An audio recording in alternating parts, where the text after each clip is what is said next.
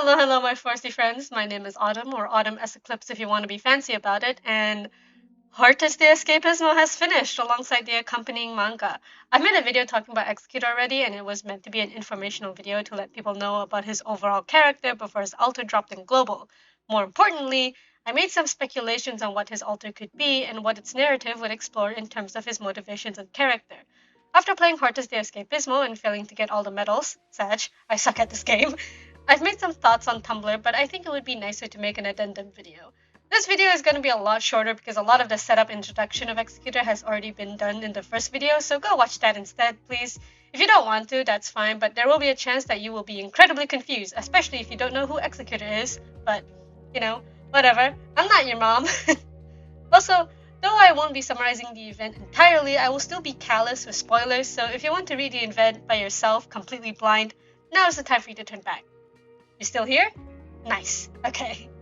In my first video, I explored mainly two directions on how Executor's alter storytelling would go. Either one, he would seek to change the way the laws are applied, or maybe even the laws themselves to be more accommodating to others, or two, he would ensure the laws stay the same. I made the conclusion have a bit of a sinister vibe where I questioned whether either option was a good thing or not, basically implying that it would be dangerous if you went with either option. I did that because it added a bit more flair to the writing of the video, but also it's fun to speculate for me personally. My enjoyment of storytelling comes from focusing on what conflicts could happen and the consequences of it, so my predictions and analysis always ends up a bit more pessimistic than most. I hope y'all don't mind that. So, how accurate was my conclusion? If I had to give myself a grade, it would be like 70% personally, but also I am the teacher, so there's bias there. They went with the first option, which was to be expected. There was a huge emphasis in Guide Ahead about change in Laterano, and Executor's own caring personality makes it so that 1 was the sensible choice. Not in the way that it's boring or predictable, but in the way that makes sense for what was being set up this entire time. To catch people that don't read up to speed, Executor was appointed Saint when the Eldritch Q god thing spat out a bunch of names in a list to become Saint, and Executor's name was first. It's a big deal because Saints have only been other popes. Until now. His first mission was to help with an abbey that had been disconnected from the rest of Laterano, where the situation has become a bit more complicated due to Sarkaz also living on it. And to condense 5 hours of reading into 10 seconds, the abbey returns to Laterano, but not without bloodshed, and especially not without sacrifices and complications that Executor would have rather avoided. Also, Arturia is there to set up Zwillingstem, and Executor for real shoots her in the head and doesn't fall, which is crazy. This video is focused on Executor, so I won't be delving into a full-on review of the event story, but I'm not sure how to feel about it, basically. Insiders and Spuria's role in the story don't really feel as clear as I would want them to be, and some things feel like they aren't explored or utilized that well, like the children and Raymond's and Fortuna's situation. But what this event did deliver on for me was the expansion of Executor's character, and that's all that matters. That's all I care about. So how did they expand on Executor's character? Well, that's what I'm telling you, baby. This is the part of the date where I tell you I lied about liking sex and will info dump to you about this gacha game. Executor, ever since becoming Saint, is starting to have doubts. He's having doubts about how the law could be used to help people, about what preservation actually means in terms of paradise, and in his own abilities to carry out his objectives. He wants to do a good job, but being Saint means being a leader that has to call the shots on what to do, and that's more difficult than simply being an executor that just does whatever the mission statement tells you. He's questioning everything he knows about himself and about what he does, His more objective-centered mindset that didn't consider the feelings of others was really effective in his previous position of taking orders, but now there's more variables to consider, and that's throwing him off. And that's great! That's awesome! I love to see a character slowly change, evolve, and struggle from what they used to be. This is going to be a bit of a sudden rant, but it's related, I promise. Arknights being a live service gacha game means that a lot of their characters need to stay in a sort of character limbo. Think of League of Legends as an example. The status quo needs to remain as long as possible to ensure that the story in this live service product doesn't end too quickly. So seeing a character's story being expanded upon is always super exciting. I love this exploration of Executor's character because it feels like such a natural progression from what we know about him. He's ruthless and cold, but he's also kind. He doesn't value emotions, and his operator record implies that he doesn't feel empathy, either the normal one or the magical Sankta empathy one, so he doesn't consider the feelings of others, which makes him inconsiderate in some ways. but it also makes him the best person in the room sometimes, because that also means he doesn't let motivations like prejudice or backroom dealings affect his goals.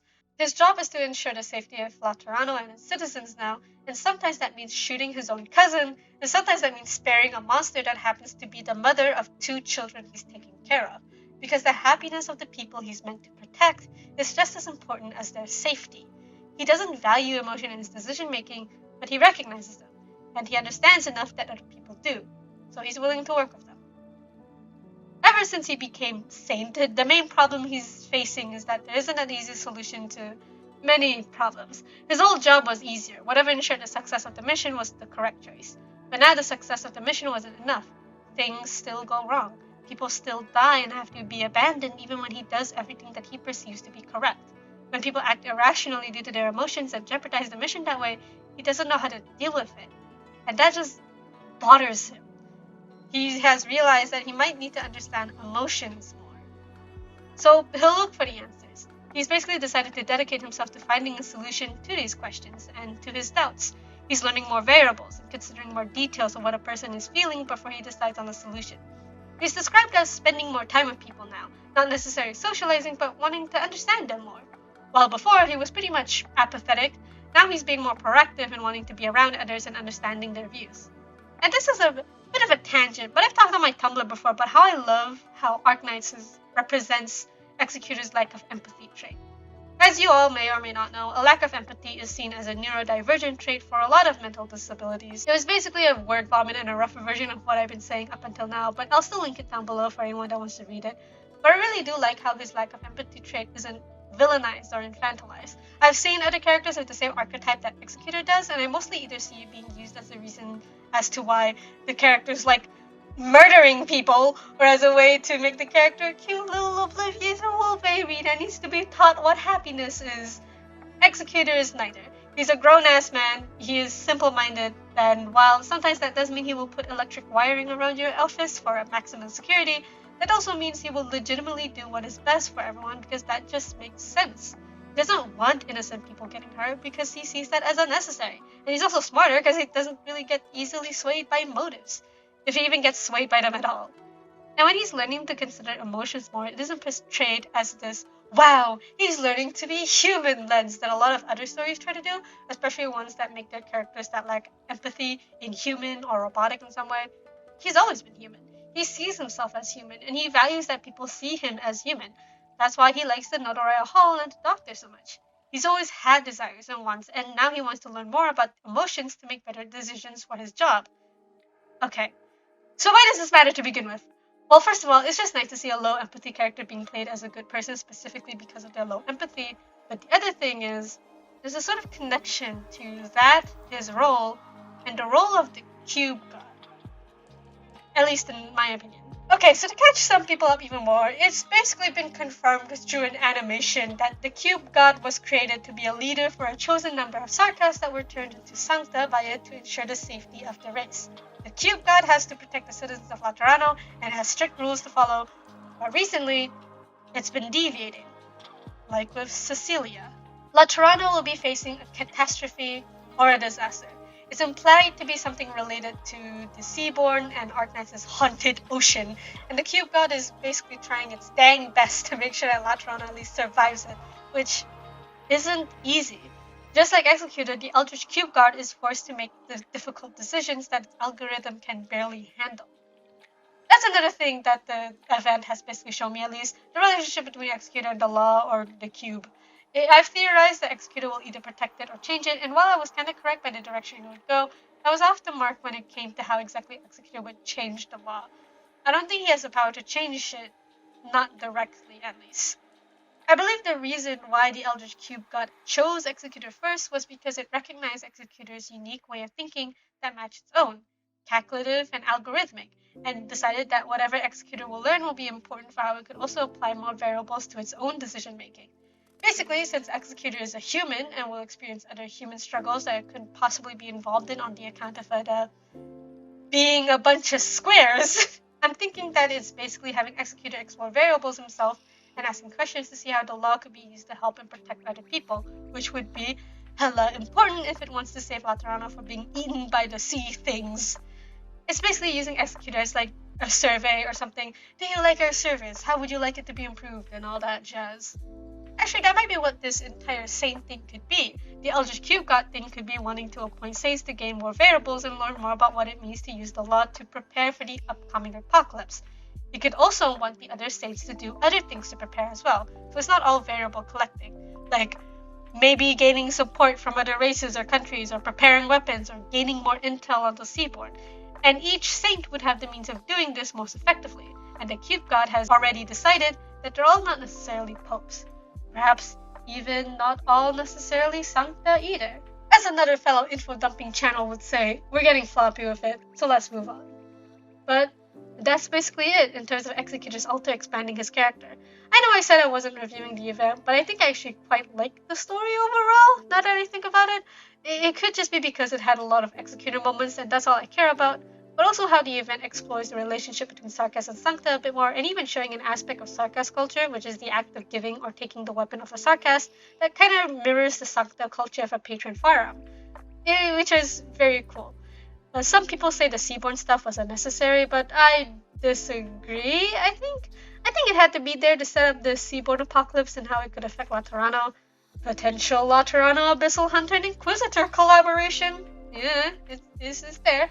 I also like that the Seaborn is coming back to be involved in this. I like that things happening in one part of Terra are affecting the other. It's really good world building.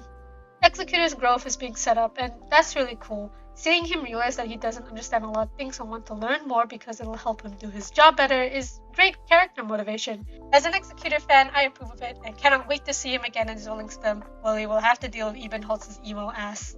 So that's the video, right? We're done? No! Wrong! There's one last final thing we must consider, and that is, how does this affect Flamex? Y'all thought you were safe, huh? Y'all thought I was done?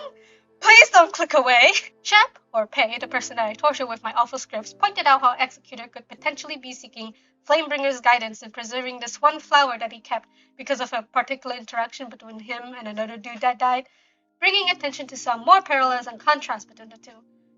Flamebringer likes flowers because they represent how fleeting life is, and that flowers are specifically beautiful because they die and don't bloom long. Meanwhile, Executor is keeping a flower as a means of finding answers for his own questions of preservations. Y'all picking up what I'm putting down here?